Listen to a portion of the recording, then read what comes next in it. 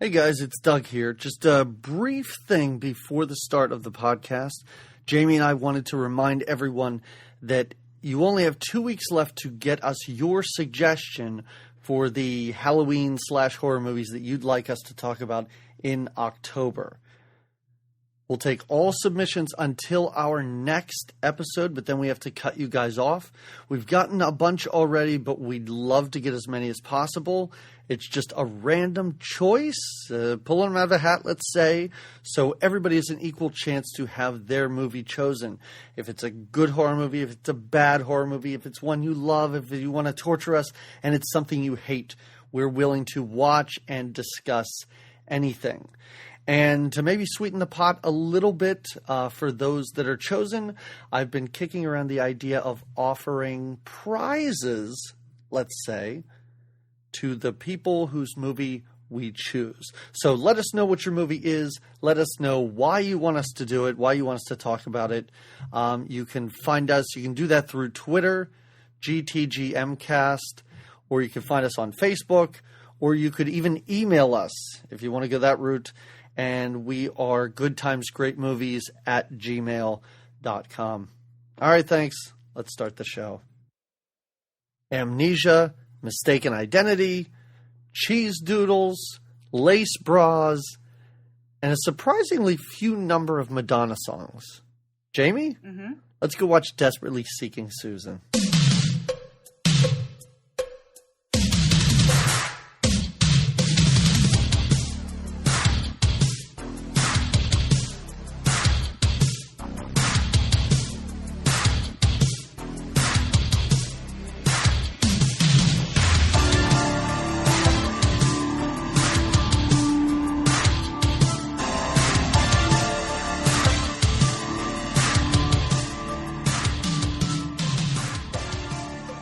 Okay, everybody, welcome to another episode of Good Times, Great Movies. We are an 80s podcast. No, we're a podcast about 80s movies. Wow, we would be like, I don't know, some kind of crazy Back to the Future if we were podcasting in the 80s. We'd be really rad. I mean, we are really rad. That's right. We went back in time to podcast to then air it in the future. Right. And that is what I feel like we're doing, though, because we are just talking about 80s movies. So every 2 weeks, we decide to take on another 80s movie and discuss it and see if it holds up, I guess. Yeah, and I think you said, because this episode comes out on September 11th, I think you described it as a somber time last time we had an episode. Yeah. And I think you'd be right. So we decided not to take on anything that's all that deep or upsetting, I guess. It's definitely not too deep. It's lighthearted. Yeah. It is. But we did want to do something New York centric, so we chose Desperately Seeking Susan from 1985. Our first Madonna movie. Oh, our first of, well, she had many, but yes. Madge. I like to call her Madge. Sure. I don't know. Madge, why? I know that's what people call her, but why? Magic Madonna? You know, because when you're cool like that, she's not just Madonna. She's Madge. You know. Shouldn't it be Mads? Like M-A-D-S? You know what I mean? Like, her name is Madonna. Like, it's not Magic. Well, I already said Magical Madonna. That's a bit redundant. Anyway, whatever. She's mad. Whatever. You're mad for Madge. Right. So anyway, yes, Desperately Seeking Susan, 1985. Madonna, yes. Rosanna Arquette. There's Aidan Quinn. I got some mixed, I think this is his second movie, but a lot of what I read said it was his first. Oh, it is very early on in his career. And I think it's Madonna's first, too. So this movie was taking some risks. Well, sure. And we'll find out if they all paid off. Oh, boy. Yes, that we will. As we desperately seek. Oh, how desperate. All right, would you like to kind of start us off here and take us into... I love how we decided to pay homage to New York City by choosing a movie that is early to mid-'80s where New York was just shit town. It was just garbage central. I love that. It is, but it is still representative of New York. You still get that New York vibe, of course. And you feel the pulse of the city. Mm-hmm. Maybe not the classiest pulse of the city, but you definitely feel it. And when we start, I think we're probably in New Jersey, because that's where Rosanna Arquette's character is from. She's a housewife from New Jersey, and we start out, and we know this is a chick flick because we're in a beauty parlor, and we're getting our nails done, and some beauty routines are happening, some waxing, some shampooing. We're in a salon, and we definitely say, hello, chick flick. Am I right? I mean, did you feel that way? Were you like, all right? Yeah, I mean, it's yeah, even like the font that's up on the screen is kind of a script type style. And yes, we're in there getting nails done. So you understand. I mean, I don't know. In the end, I don't know if I would call this I don't know. Would you? Oh, yeah. Okay. I mean, I think. All right. Maybe my definition of chick flick is wrong. Maybe since I can't picture Sandra Bullock in either of these roles, I guess that's what I'm defining. Like Sandra Bullock or I don't know. Julia Roberts. Like I can't picture them doing this, and I guess that's what I think of when I think of chick flick. So okay, fair enough. Maybe there were no chick flicks for you in the 80s. I don't know. If this is as close as we get to a chick flick in the 80s, this is pretty good. I mean, as far as the chick flick goes, I'm on board. So, but you're right. Yes.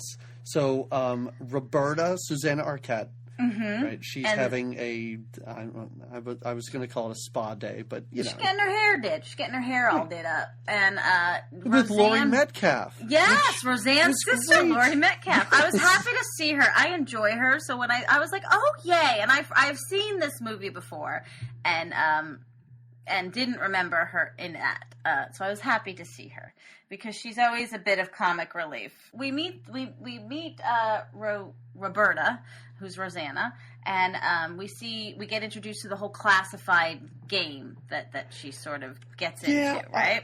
I think it might be best early on if we just stick with one character and then talk about the other one. Like, keep them separate. Like, in the beginning of this movie, it keeps flashing back and forth between Roberta and Susan, who is Madonna.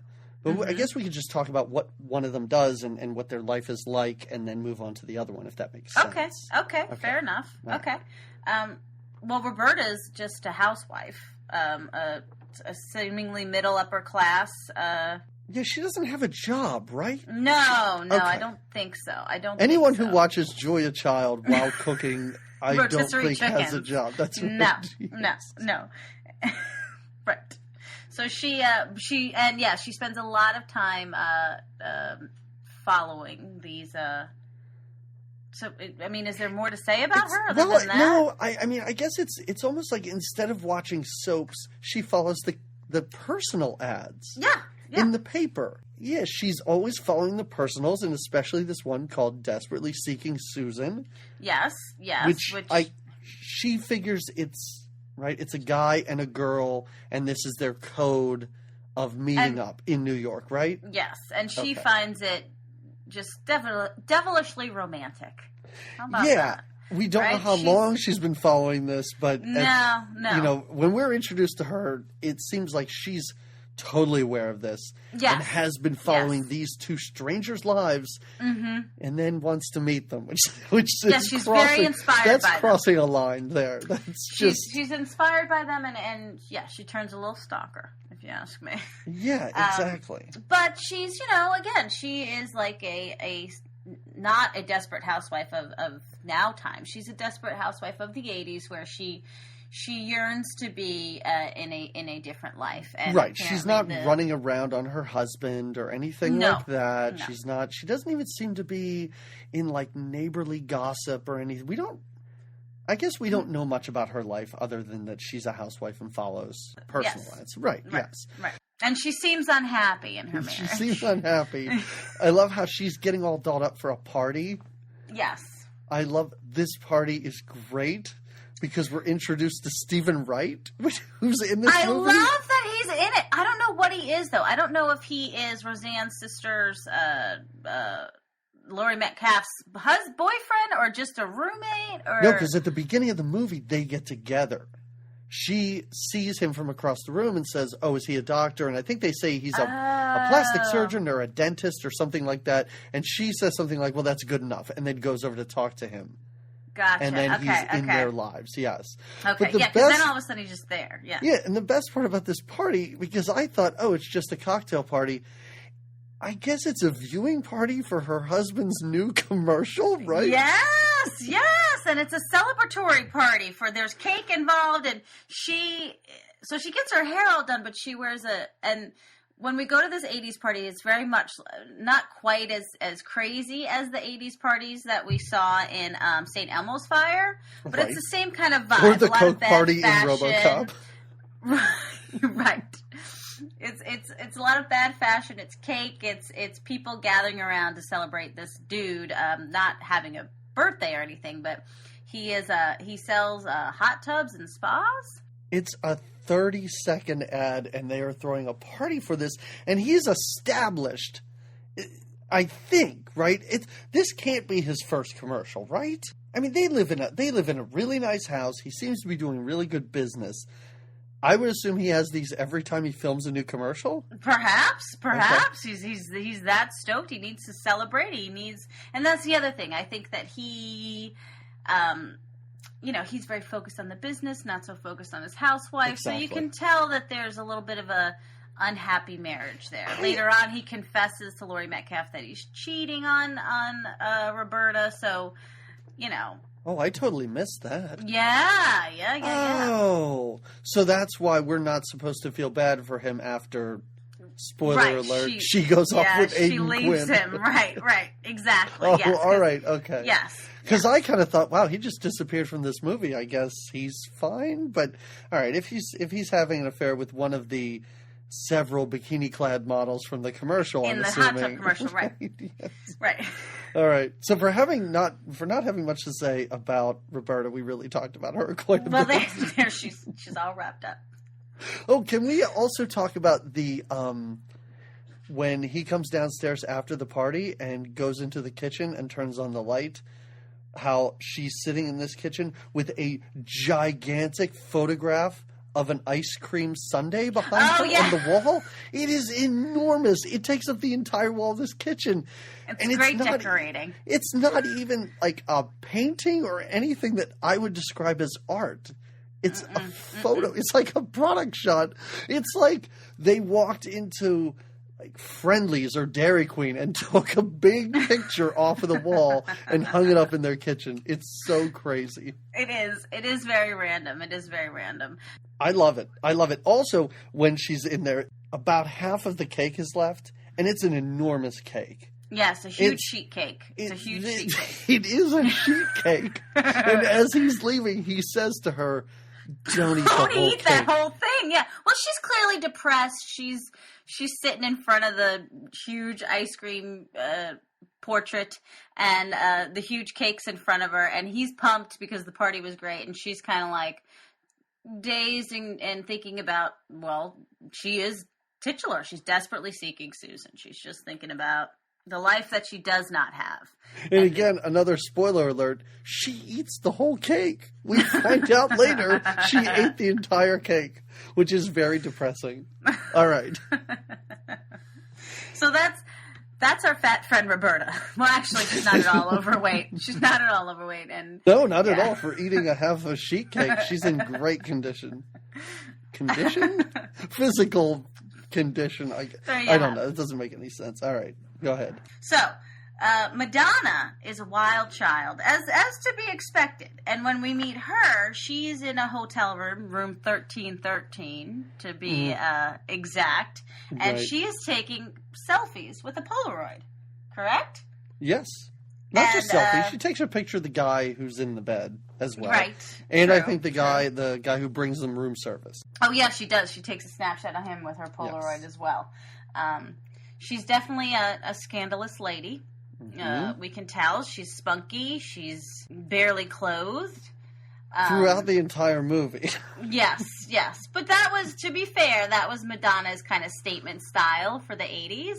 Oh, and, of course. The only thing not okay was it was like, I remember seeing this movie as a, like, 8-year-old probably, and I remember wanting to emulate that fashion, and I don't know that that's appropriate for an 8-year-old, but, you know.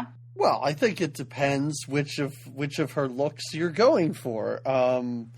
You know, boxers and stockings, I don't know. See-through top, not sure if that's appropriate for a child. She definitely, but that's why we all love Madonna, is because she inspired this scandalous style, and she does rock it. I have to say that through this whole movie, what I love the most is, and I remember so vividly, is like the fun fashion for me, again, that's, I think, why I see it as a chick flick, because, there's just, like, fun fashion and, you know. Right. And Madonna's not playing a character, right? Like, Madonna's playing Madonna in this movie, right? Susan. She is Susan. No, I understand that. She's this, Like, I don't think she went on to set and they're like, okay, well, now we're going to have to talk about your wardrobe. I think she basically said, this is what I'm wearing. This is what Susan would wear.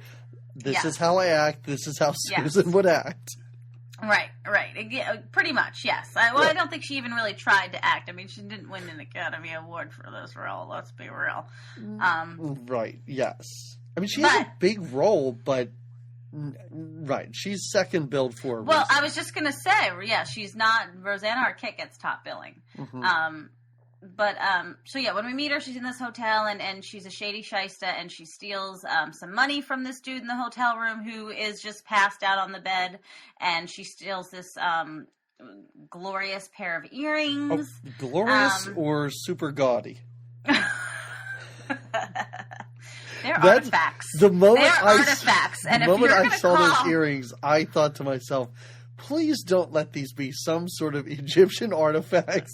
And don't let that be the case, but yeah, that's what they are. Yes.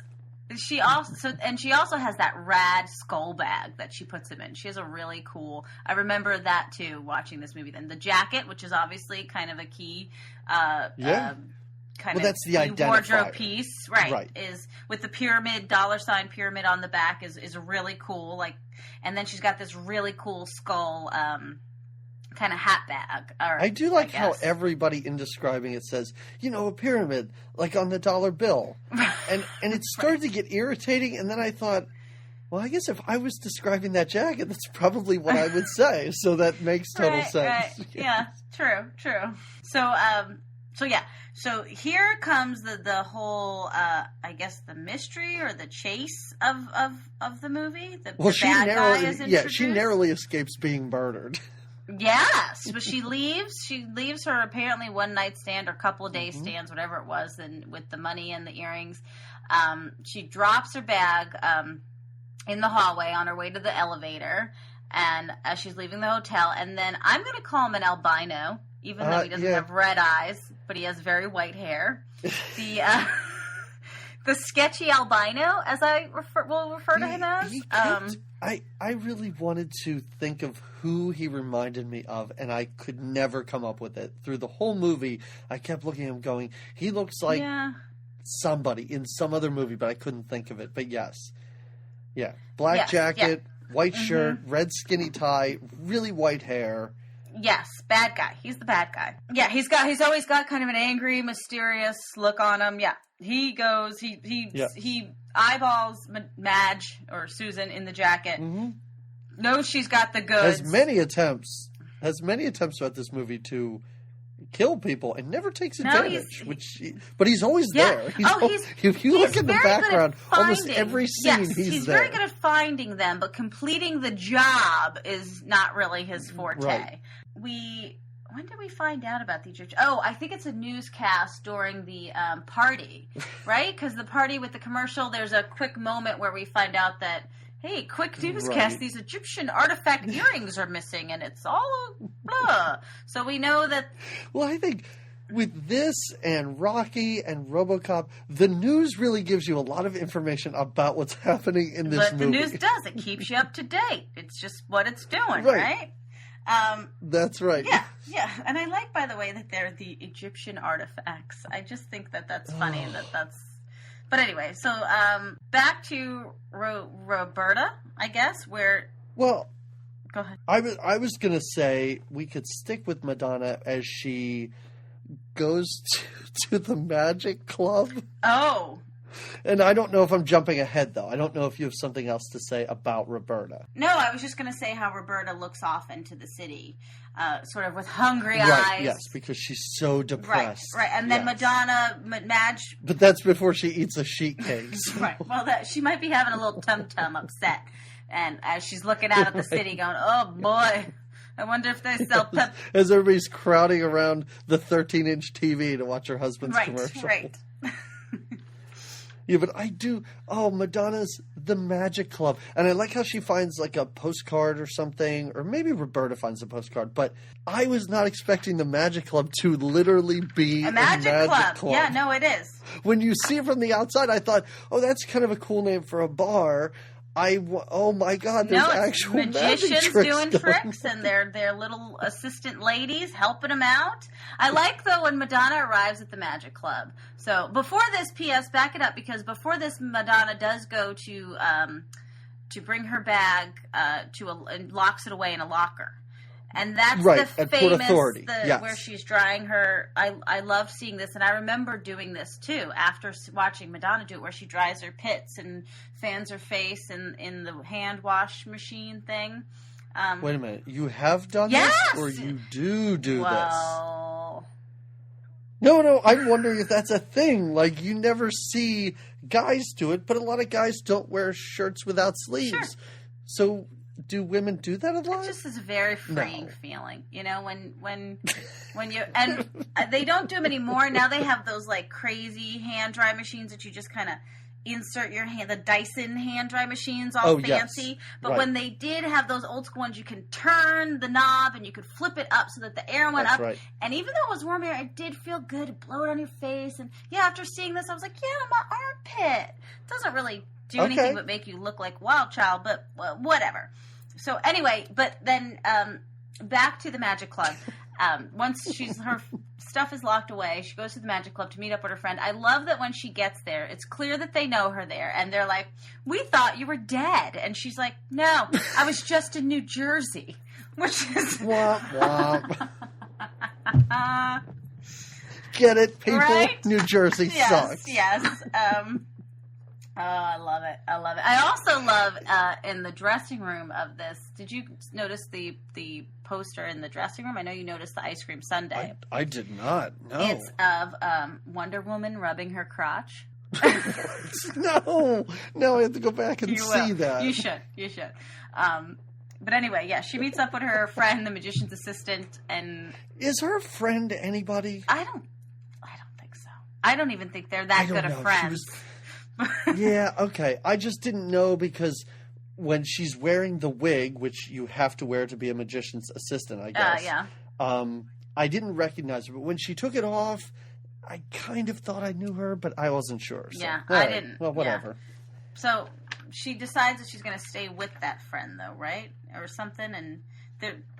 Yeah, I guess she's going to stay with her. Her friend's really bad in the magic act, and the magician's yelling at her. Yes. And I don't, like, nobody's at this club but some weird old men. Yes. It seems really stevie. Very sketchy. Very sketchy. And I like how she knew to find this girl at the magic club, which means that she knew she was there probably before she left. So this girl never got any better at her act. She was bad at this act continuously, I guess. mean, but look at the place. I don't think she was supposed to be. You know what I mean? Yeah, you don't take your work seriously. No. Right. Exactly. So she's deciding to stay with her friend, I guess. And the next thing that I have is that, not for the only time in this movie, but she's walking down the street eating cheese doodles. She eats cheese doodles a couple of times in this movie, Madonna, and she loves them. Just the old school You okay bag. there? Yeah. It sounded like you were drunk. Cheese doodles. She loves the cheese doodles. Oh, yeah, she's eating cheese doodles. Product placement for cheese doodles. I guess so, right? Yeah. Yeah. And I love this part because this is the part where a guy's getting a newspaper out of one of those old newspaper machines. Yes. And he says, "Hey, you want to take a paper?" Being nice. Yes. She takes a giant stack and just of dumps them papers on the ground. and just drops them on the ground. And he kind of looks at her like, "What? Why did you do that?" And then walks away. And then she reads one paper and then throws it in the garbage. Yeah. But what she reads, she sees that the dude that she slept with, it's on the front page, by the way, the dude that she slept with in New Jersey has been murdered. So that's right. Exactly. This is, kind of, for as much as this character can get shaken up, she's like kind of shaken up. In the meantime, Roberta has driven to New York and is desperately seeking Susan herself. Seeking Susan, that's right. She decides to go to the park where in the classified ad it says Susan and the mystery man are going to meet. And she decides she wants to see what this is all about firsthand. So she goes to the park to look for Susan.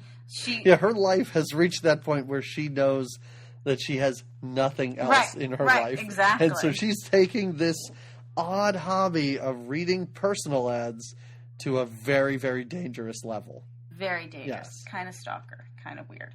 But so I forgot, she just knows. She's magnetic, this Susan. So when she sees her, she knows who she is. Did you see some of the people she was looking around at first to see, is that Susan? Is that Susan? Oh. Did you see the lady she looks at, and then a guy walks up with a little kid on his back. The kid's like 2 years old and has an odd sailor hat on his head. Yeah. I don't know why I love that scene. There's so many background actors in this movie that I was just drawn to. Yes. Yes. And that was one of those great scenes. But yes, you're right. She recognizes Madonna. I mean, who else could Susan be but Madonna? Right. When she sees her, she knows. It clicks, and she sees.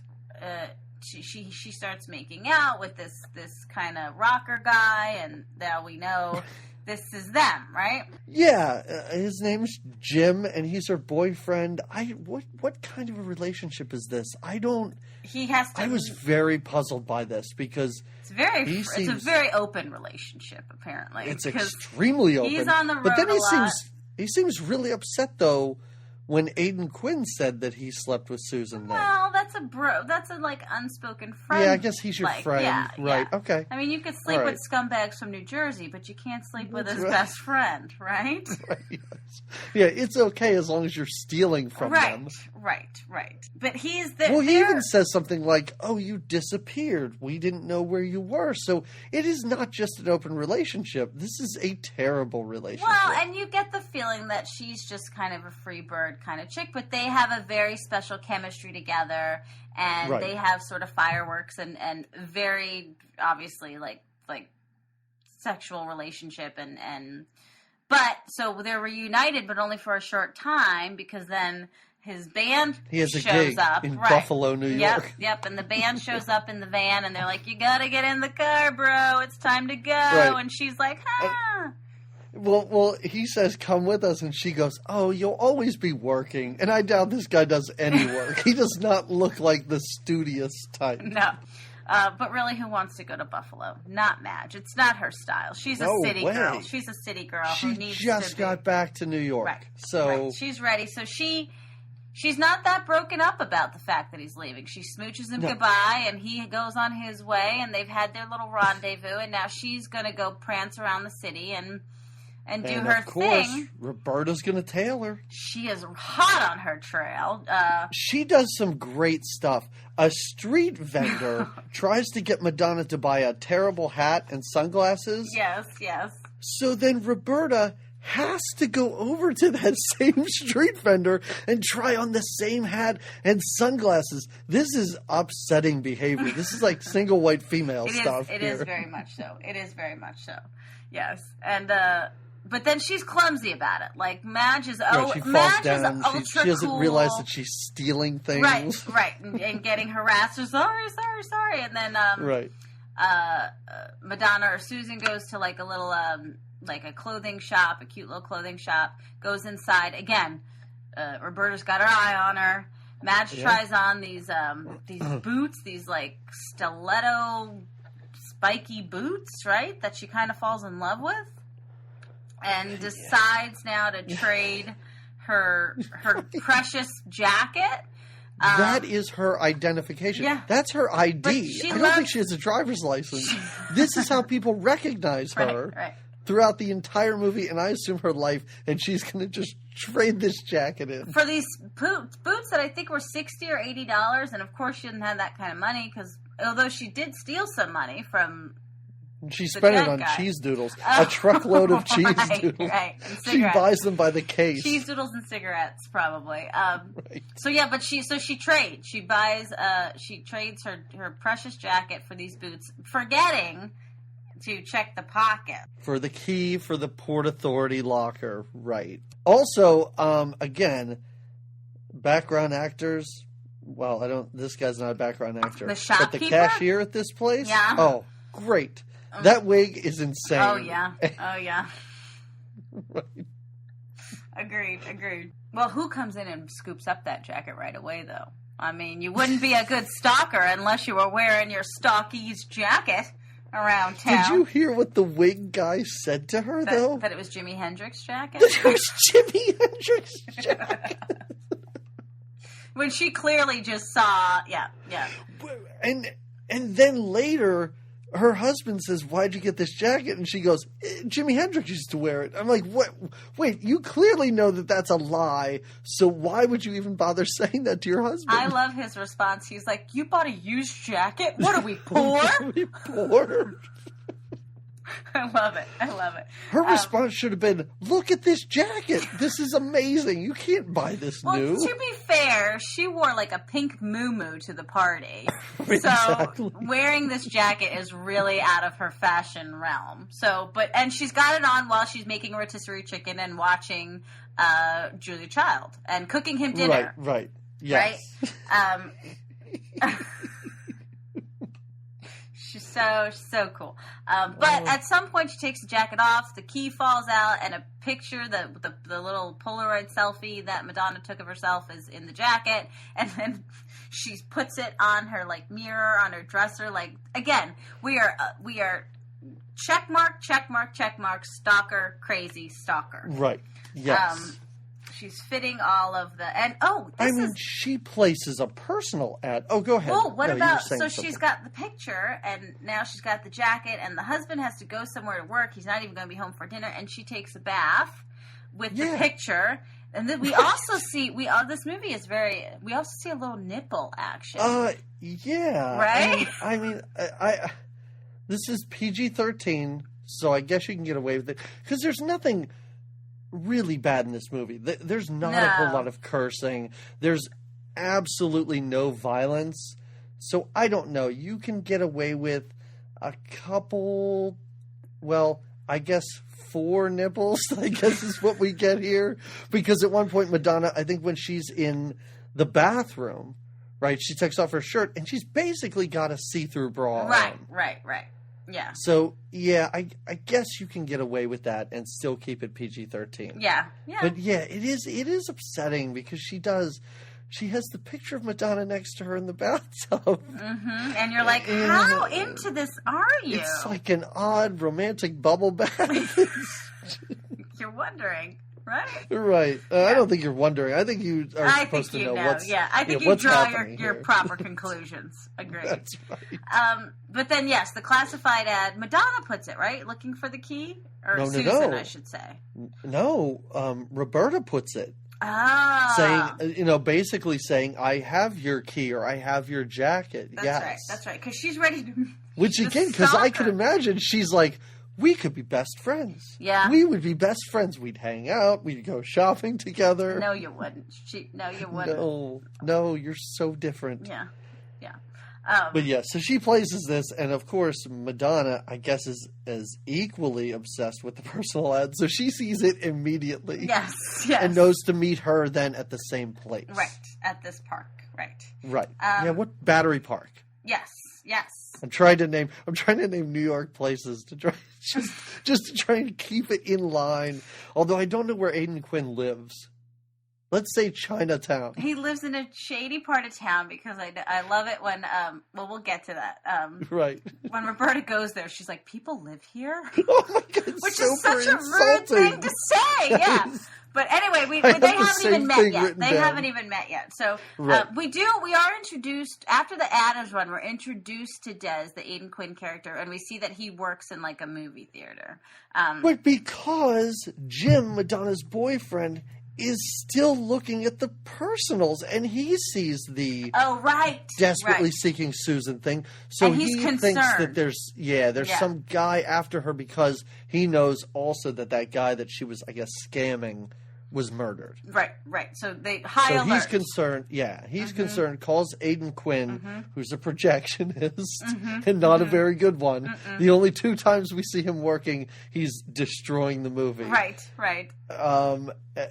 To go, and he tells him to go and, I guess, meet up with Madonna and make sure everything's okay. Keep an eye out. Right. How will I know who she is?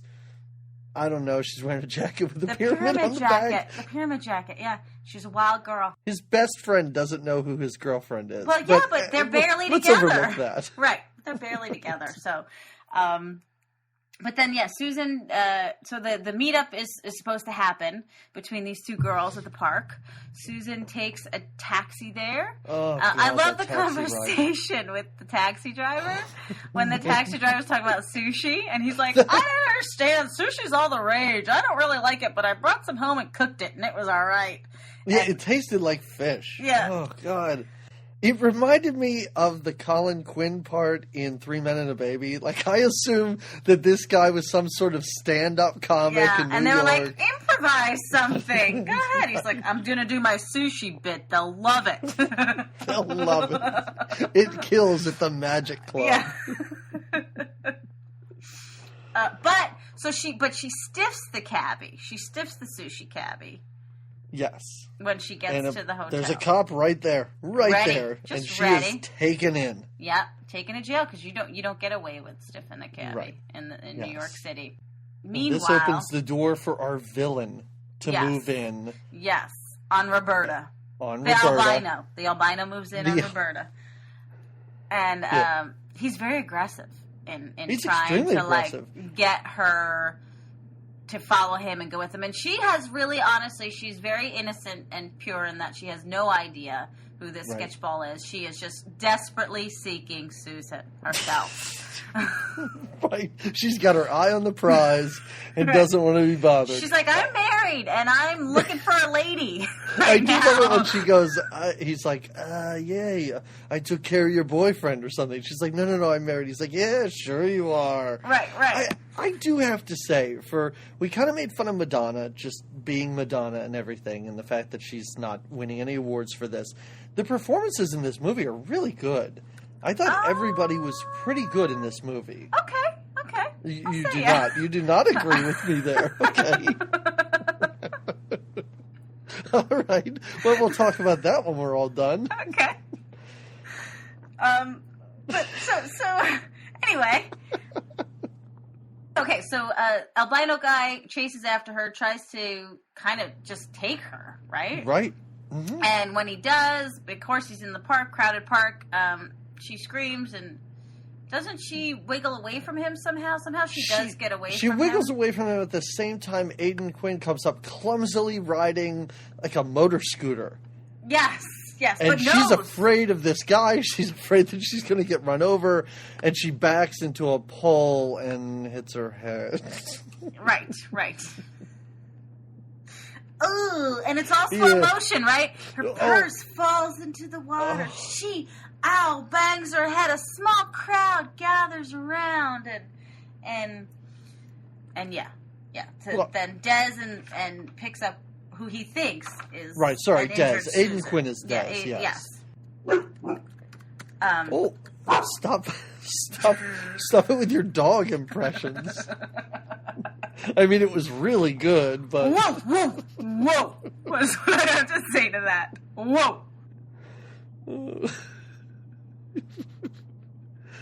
There's a great line here where she gets up and he's trying to tell her that she's Susan, and everything, and she's like, I don't know who I am, and everything like that. Yeah, and but this is, I don't know. I don't remember.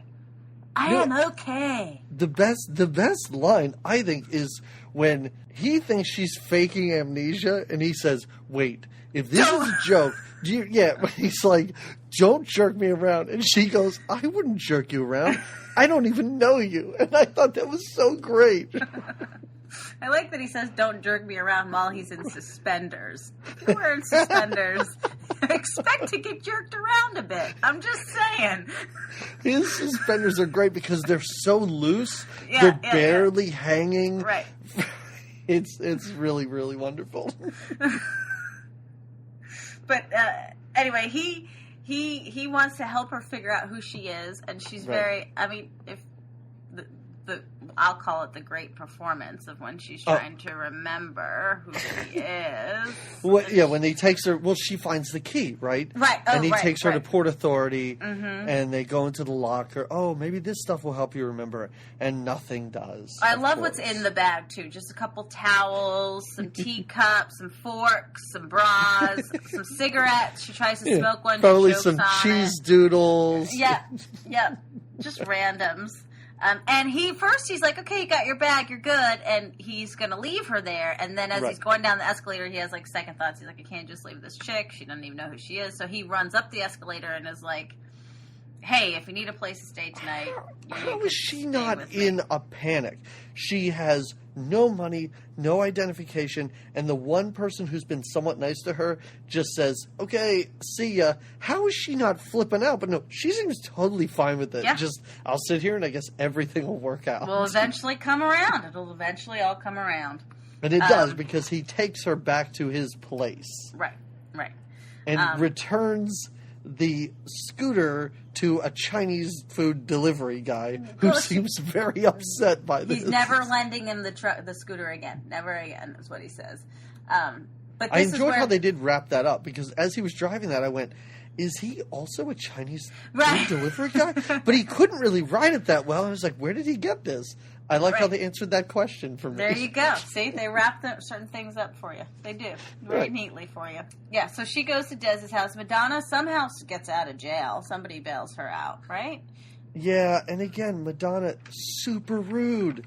The jailer lady, I guess she's a female police officer, lights Madonna's cigarette for her, and Madonna blows smoke right in this woman's face.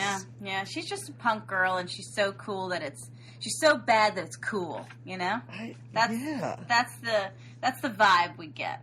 Right, but she does get out of jail. How does she get out of jail? We don't know. Yeah, right? I don't know. Okay. So we know how Dez got his scooter, but we don't know how Madonna got out of jail. I mean, she stiffed the cabbie on what? Probably $12. I mean, maybe. I don't know how long they can hold you for something like that, but yeah. I don't know. Well, she gets out.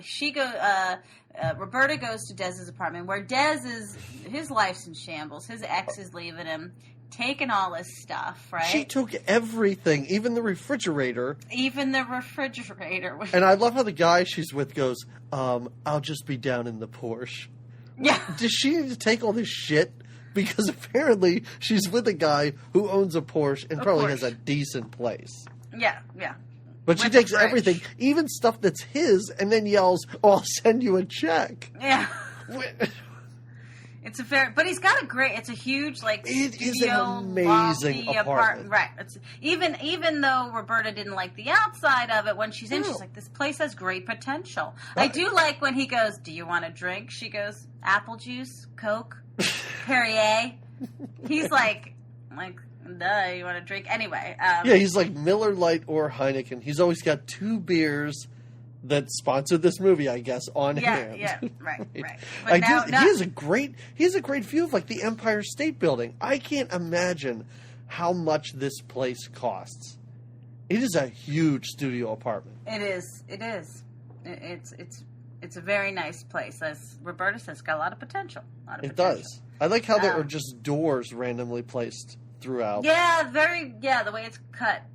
Yeah, it's 4 doors that intersect to, I guess, give the illusion of rooms. And then a random fish tank, wall of some kind. Yeah. Right? Oh, a giant painting from a kung fu movie, I guess, is on the wall too. Yeah. It's an eclectic place. It's an eclectic place, to say the least. Yes. It matches his character.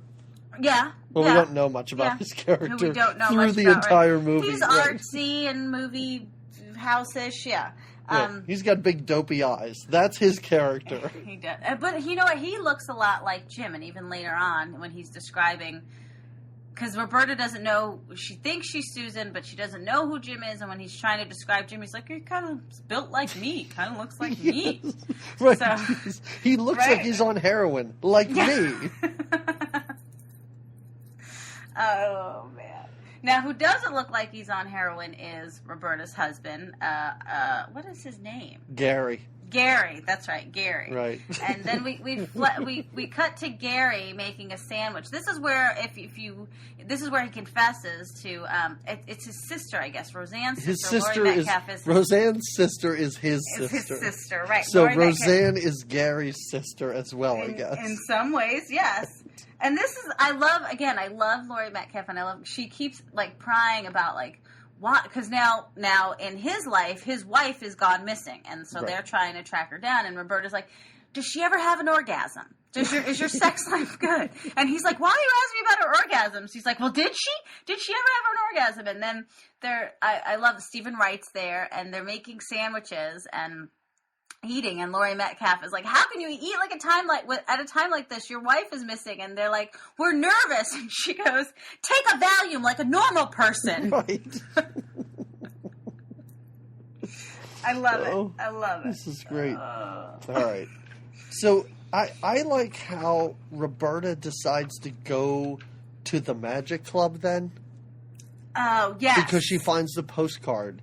And, this was in the suitcase. Yeah, she's trying to track down who she is. Right. And right before this, Madonna's friend gets fired as the magic girl. And I love how in sort of I guess it's the poster or the sign out front where they have the picture of the magician and his assistant. After she gets fired, they just take her picture down and put help wanted in place of her picture. And so then Roberta shows up. And they say something like, do you want a job and stuff? Did you notice that the MC is John Turturro? Oh. So I assume this is very early on in his career. But anyway. Yes. Yeah. So she then suddenly becomes a magician's assistant. Yep. She fits right in. Without even, she's so confused, but she knows this is her calling. Mm-hmm. She doesn't know who she is, but this fits who she can be. She's equally bad at it. I mean, she's as bad as that other girl at her job. Worse. She looks cuter, maybe, and she doesn't have to wear a wig. She does. I guess. She does wear a wig. She wears the same wig because later, remember, the earring gets stuck in the wig or something? Yeah, that's right. Yeah. But she does. Right. It's like she wears a wig of her own hairstyle over top of her hair. Yeah, I think that's why I didn't think it was a wig, but you're right. Yeah. So she does this. She does this magic act, and we notice that the creepy guys in the crowd, right? The albino. It's the albinos in the crowd, and he chases her after her performance. It's night, and this is when we see that New York is a disgusting place full of homeless people and prostitutes. This too, I don't understand. She leaves the Magic Club, and I don't know where she was headed to anyway. No, I have no idea. She wasn't headed home. She didn't really have a home. She wasn't headed to Aidan Quinn's because that was a one-night thing. Right, he didn't want no trouble. He didn't want her sticking around. So, but she's on her way wherever. Yeah, wouldn't you just ask to sleep in the back of the Magic Club? Like, can I just stay in the dressing room tonight? Can I just, sleep on a pile of costumes? I think she stumbled upon enough that she just thinks that, on her way she'll remember this is home. But she doesn't. The guy chases her. She's kind of freaky because he almost gets her. She hides out, right? Oh, she cuts into, like an alleyway in a room where some sketchy, skeezy Mexican guys watching. I guess he's a security guard. Yeah, and he's like, "How'd you get in here?" And he's watching He's watching some Spanish television show. Yeah, and then she sees her husband's commercial, Gary's commercial in Spanish, which I love. Dubbed in Spanish. Like, hola! Yeah. And it kind of sparks something, like she's like, huh. But it doesn't really settle in that she knows him. It's just one of those, like, that's a This is where I thought it it was going to turn into a horror movie, because she asks the security guard to go out and see if this guy was still chasing her, and he never comes back. Like, I was waiting for his dead body to swing down or something like that. Yeah. But no, she leaves, and the albino was waiting for her, and he holds her at gunpoint. It gets pretty intense at this point. Yeah, it does get a little intense. Yeah. But then the cops... She's also taking the birds with her. Remember, they give her the birds, and they say, you take them home and practice? She has to practice with the birds, and so she has them. That's right. That's pretty key for one of the funniest lines, I think, in the movie coming up next. Yeah. She's got her birds with her. She's running from the albino. The albino gets her for a moment, threatens her for a minute, and then... I think cops come right away. And right she's away. Knocked again Somehow to the they ground. come, sirens blaring. Yeah. I don't know why, but yes. And this is when she gets pushed to the ground, I guess, and hits her head again. Yeah, this time she remains conscious, right? I don't know. I think she kind of comes to when the cops come over to her, but yeah. And I like, they're like, so was he your pimp? Right away they assume. Well, she is wearing like her like ballerina. She does look pretty trashy. Magician's assistant dress. Right. But I love it when they throw her in the back of the cop car. And she's in there with, I guess, a fellow prostitute. And the prostitute was like, she looks at the birds and she's like, what did she say? Like, how do you use the birds, or what? How do you use the birds? Yeah. Yeah, I like that. It's a good line. Yeah, it's a good line. Yeah. And of course, she hits her head again. So in movies, if someone has amnesia and they hit their head again, the amnesia's gone. So that storyline is over. She now knows who she is, but of course, nobody believes her when she tells the cops who she actually is. Right. Well, and she tries from the jail to call her husband. So, she doesn't even try. Well, no, what? She doesn't even try. She decides not to. She thinks about it. No, she calls her husband. Oh, does she? Yeah. Well, so he's tracked Madonna down. Right, because Madonna's of tracked the him jacket. down. Like I don't even know.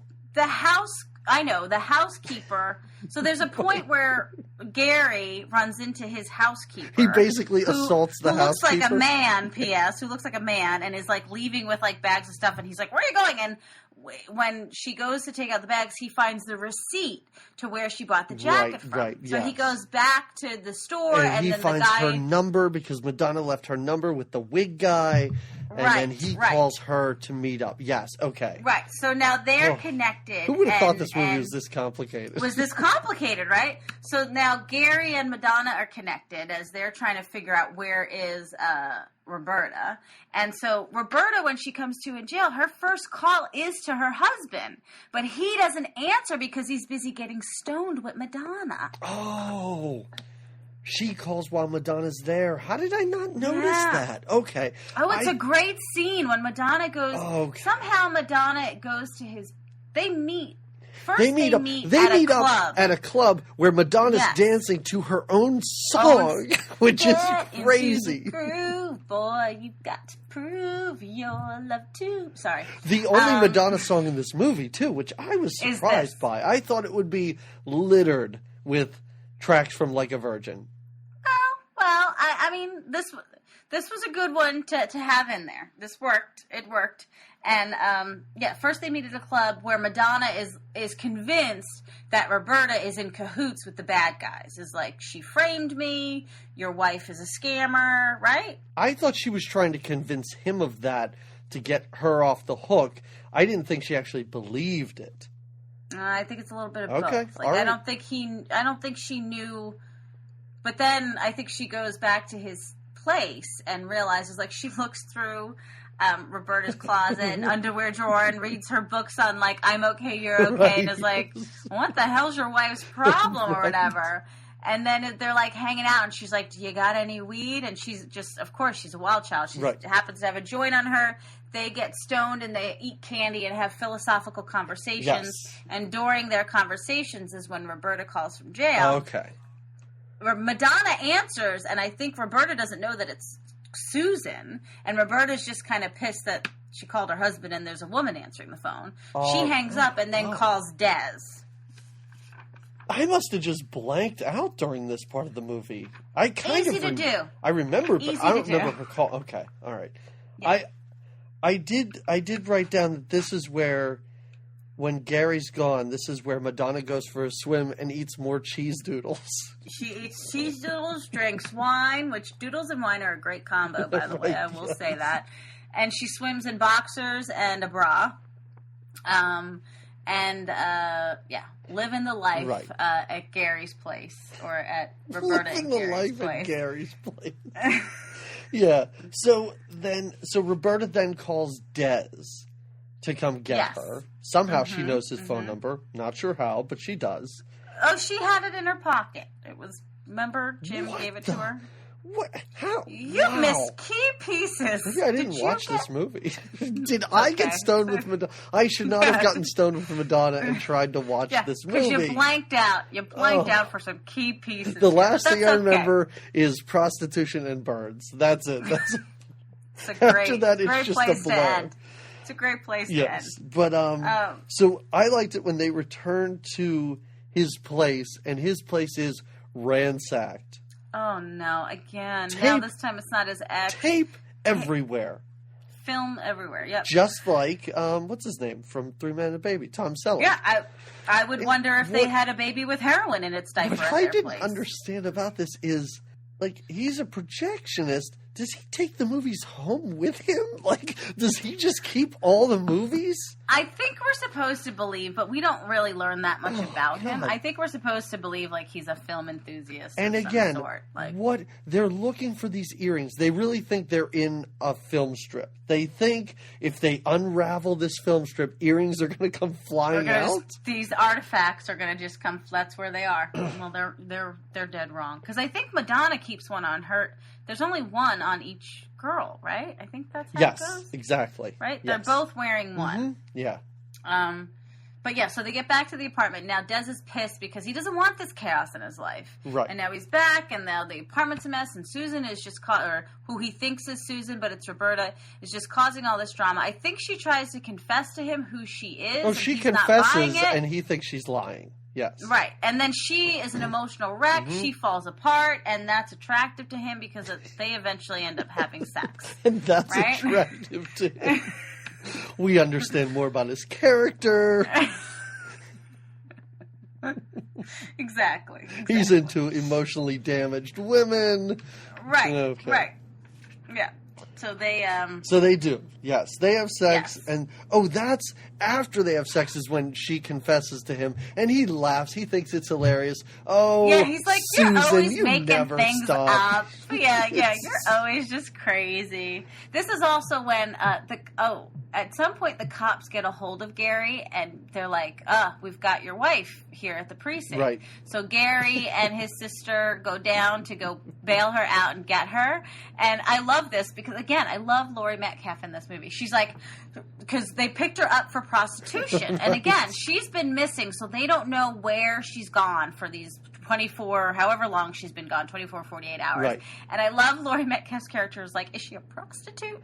You know, prostitutes are lesbian. Do you think she's a prostitute lesbian? Like, what is Roberta's problem? She comes up with some percentage, I think. She's like, oh, did you know that 82% of prostitutes are lesbians? I love it. And she's like, do you think she's a lesbian? He's like, she doesn't even like sex that much. Yeah. Yes.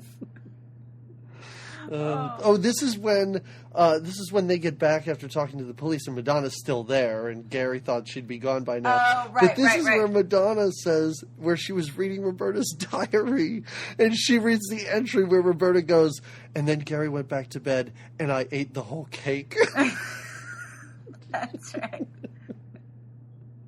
But anyway, I don't know what she gleans from that diary. Like, what she gets from that. Like, how do they know she's going to be at the Magic Club? I think because Madonna puts another ad in, and maybe Madonna says to meet at the Magic Club. Madonna goes after she's with Gary. That's when we meet the triplets, or we get the triplets. Yes. Madonna leaves Gary and his sister after reading the diary, and is like, "I know how to get us all to meet up. I know how." Yeah, what she was connection obsessed she'll with have. my personal ads. Yes. Yes, Okay. in the diary is all about Susan in the personal that ads. And makes she's sense. like, ding, ding, ding, Yeah. I know what'll get her to follow us. I'll put a personal ad in. She goes again, Madonna's outfits in this movie are insane. And in this, she goes like... Can you please describe this outfit? Because it is phenomenal. It's like a men's... She's got, first of all, like a guinea tee on, like a undershirt, men's boxers, a men's then like blouse, shirt, button down, and then but then at the same time tights or. Well, she's got panties. the stockings with the clips it's an amazing very ensemble. random. Yes. And she goes down to the newspaper outside. This is another set of extras. I don't know if you want to talk about. We should talk about these guys. Yeah, the triplets. There's just random set of triplets outside of random triplets who just stare at her as she's walking, and then as she goes in, they kind of look at each other like, "Oh yeah, we could triple team that," which is right. terribly upsetting. But it is. Every man in this movie stares and falls head over heels for Madonna immediately, except for Gary, kind of like. Yeah, Gary, she's not Gary's type. Okay. Gary doesn't want that makes wild sense. of a Okay. child. You know, Gary wants a reserve slut. Yes, not a nut but every slut. man, whether he's part of a trio of people who look alike, or whether he's just giving her a newspaper, dudes are obsessed with Madonna in this. I mean, I get it. It kind of makes sense. She's got that chemistry. Yeah, it just makes me wonder, if that was, again, written into her contract. Anytime I'm in a scene with a guy, he's all about Madonna. He's in it. He's into me. He's into me. They're all desperately seeking moi. Did you catch those? So she goes in and runs the ad, and did you catch that they show the guy running an ad after her? Oh, she yeah, goes what in does and he says, say? I'm looking for an afternoon playmate. Yes. Yeah, it's like single man, 40-ish, looking for an afternoon plaything. Playmate, yes. Yeah, again, a nice bit of humor there. So, yeah, they agree, I guess, to meet up at the Magic Club. And that's where the whole climax of this movie takes place. Oh, because it's crazy. we have Des, we have Madonna's boyfriend, we have Madonna, Gary, his Jim sister. comes back. Yeah, Stephen Wright's there. The bad guy's there. Roberta's in the show. Yeah, Roberta's getting chopped in half inside of a box. Which is a great trick. We've seen some really lame tricks up to this point. No, she's really worked hard. Yeah, being sawed in half, I can't imagine that's all that easy to do. So I appreciated that. But we do see a ventriloquist though before this, and he's pretty terrible. He's pretty shitty. Yeah, he is pretty shitty. Agreed. But so everyone is. At some point, I think she sees some of them. Roberta does see some of the people in the audience and knows that. Yeah, it's like a big confusing mess where, Jim and Des still aren't clear as to who Roberta is. Jim knows who she is. Des only thinks he knows. And yeah, Roberta, as she's being sawed in half, recognizes her husband out there. And at this crucial point, that's where the albino decides to run up on stage and steal her wig, which has the earring attached to it. But as you said, it's only one earring. Right, because Madonna has the other one. Or Susan has the other. And he just happens to run into Susan during his escape, right? Yes. You know what I mean? Yes, as he... And he takes her hostage. He sees Madonna as his key to getting out of this situation. When she's making out with Jim, right?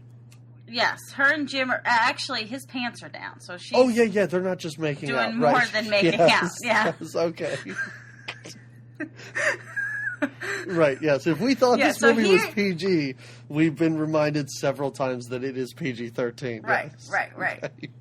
On a pinball machine, right? On a pinball machine, yes. It sounds like somebody's playing the pinball machine, but no. Yes. but no, something else is being played on Mama's That's Brain. right. It's a crazy chase, sort of, but there's stuff that happens in between. Yeah, but not much happens in between. Everybody's just chasing each other around. It's like the old Scooby-Doo cartoons. Like, people are just running between rooms and opening doors and stuff like that. And, yeah, he finally realizes that Madonna has the other earring. He finally has both. And then Roberta hits him on the head with a bottle. The end. The end. Yep. That's it. Well, not quite the end, because then it's a beautiful story where then they're like awarded the key to the city or something like that because yes, they I saved love that part. They brought back the artifact, the missing artifact. I didn't write down when really they didn't bring it back. Madonna stole it in the first place, but she didn't steal it. Well, I mean, she stole it. But somebody else stole it. And she's pretty crafty. I mean, she could come up with some sort of story and get Roberta in on it, which made them seem like heroes. Sure. Right. But they do. They get... Yeah, well, Roberta tells her husband that she's not going home with him. She and Aidan Quinn get together. Madonna and her boyfriend are together. And yeah, they get the key. They get the key to the city.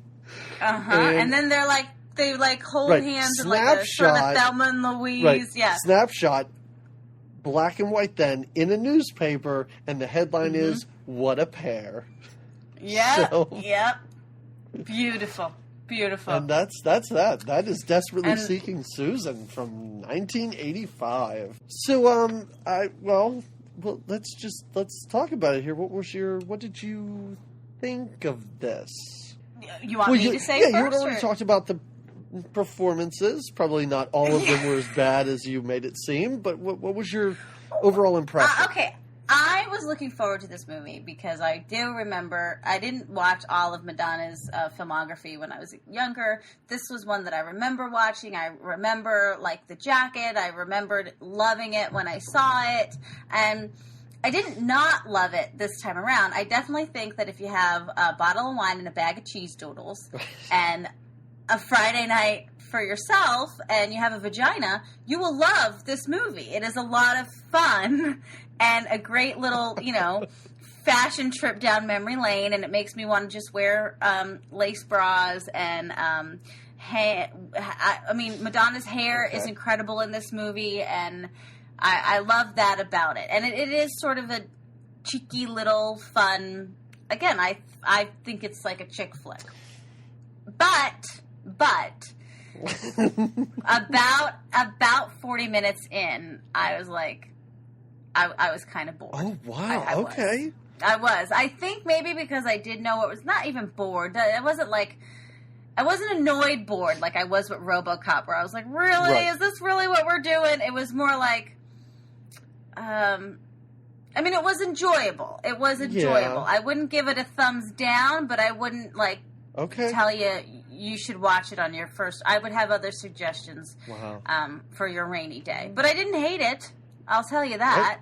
But it wasn't as good as I remembered. I guess that's the bad thing about, like you said, when you've seen a movie already and you have that memory of seeing it. Yeah, exactly. I feel like you probably felt about this the way I felt about Space Camp. Space Camp. Yeah, I think so. I think that's exactly it. I think I felt about this how you felt about Space Camp. I really enjoyed this. I really did. Oh my! I came on here, and before we started, I didn't want to say anything, but I almost said, is this the best movie we've seen so far? Oh my God! You loved it! I really did. I thoroughly enjoyed it. Okay. You didn't find it at all cheesy and predictable? And no, if you've ever seen a movie in your life, you know what's going to happen, but I thought that was kind of the charm of it. I thought it was... Okay. I thought when it wanted to be funny, it was funny. I thought it was well made. I thought everybody was pretty good in it. Oh, yeah, I don't know. That's... Yeah, I thought it was really good. And you had never seen it before? I have seen it before, but I didn't remember it. I know that I've seen it before, but I did not remember it at all. So it was really fun to watch. I really enjoyed it, yes. So you would recommend really it? You would watch it again? Okay. Yes. Yeah. How many times did you watch this one? As many as RoboCop? Not as... Let's say not as many. I watched it 2 times. You did? You really, P.S., you really do have a lot of time. I really do. I really do. Yeah. But, okay. No, I really enjoyed it. I had a lot of fun with it. I thought for first-time actor Aidan Quinn, I thought he was really pretty good. I thought Madonna was pretty good at being Madonna. Okay. I mean, if there's a weak point, Rosanna Arquette wasn't great. Like, she... I don't... It was probably one of her weaker performances of her career. But again, everybody's early on. Madonna wasn't terrible in it. Nobody was terrible. No. If I had to, I'd give it a middle. I'd give it like a C or a 3-star. I definitely wouldn't say it was our best movie. Movies that I watched that I thought, it seems like they're having fun doing this. And it seemed like it kind of came through. I think they did. All right, well... Okay. All right, well, boy, you're on a bad streak now. This is not good for you. You're too deep with bad movies now. I don't know. It might be 3 in a row, but we'll have to see in a few weeks. So, in lieu of Desperately Seeking Susan, is there anything that you would recommend?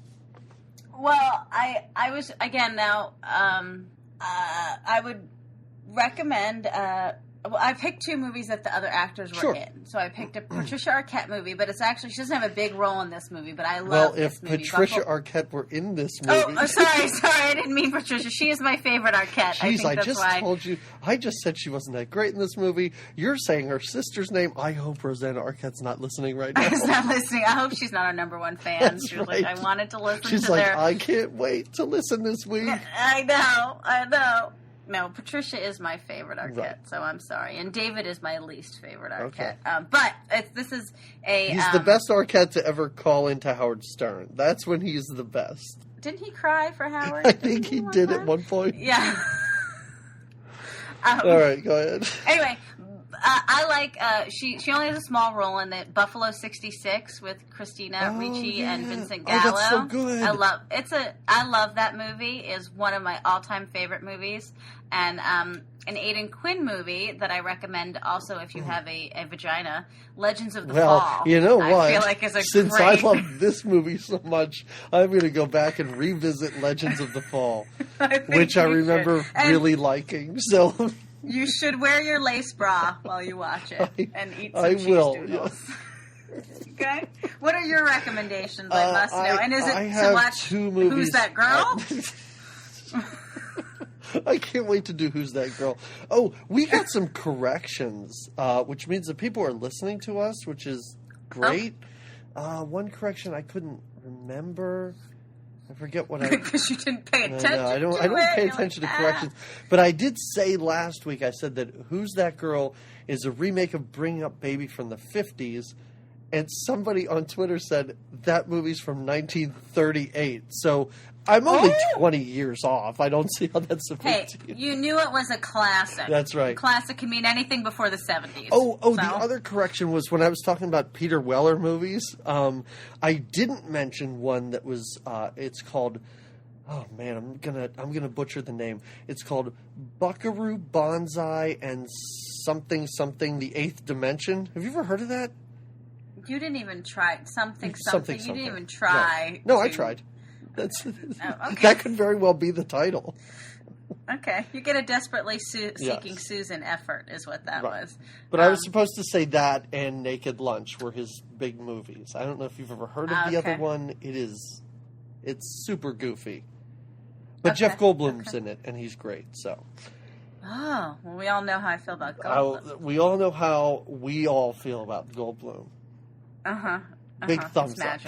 Okay, so my 2 movies are, I went with a New York movie, and it was from 79 because I thought about us doing this one, but Woody Allen's Manhattan.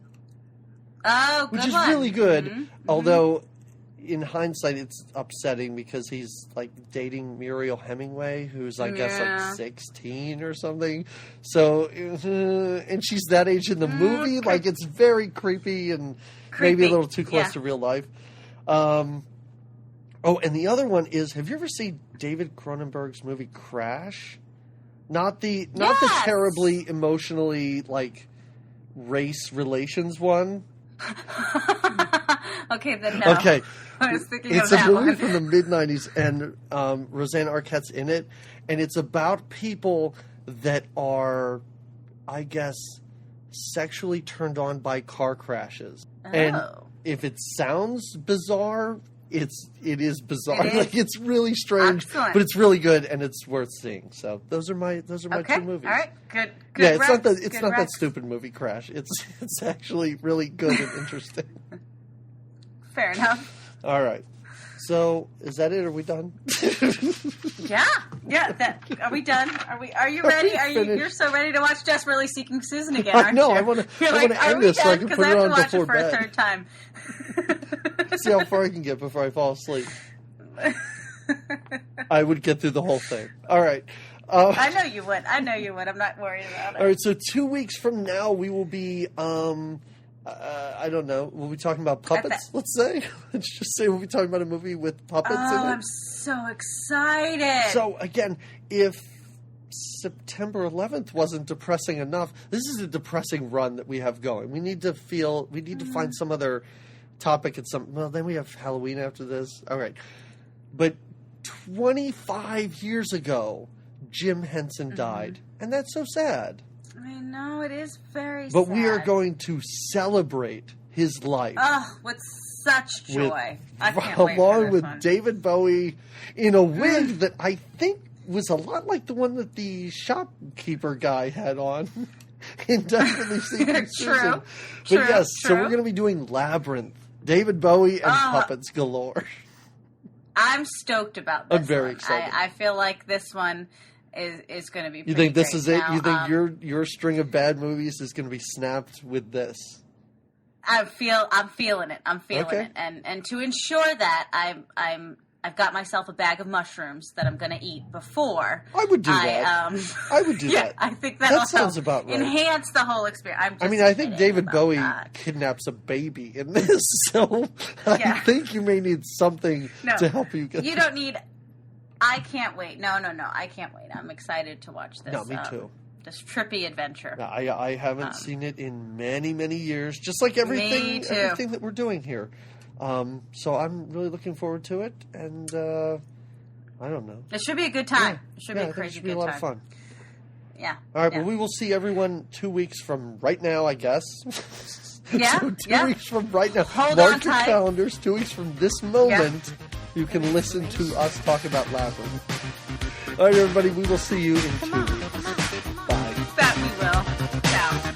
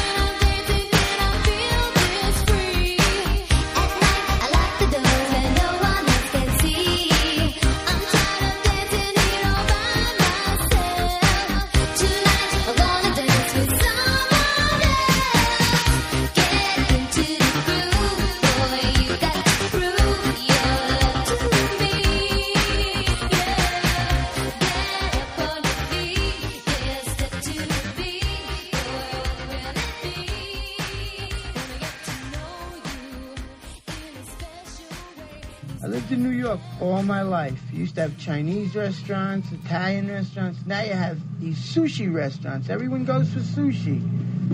Sushi, I hate this stuff. Although I'll tell you, I had some the other day. I took it home, I cooked it, it wasn't bad. It tasted like fish.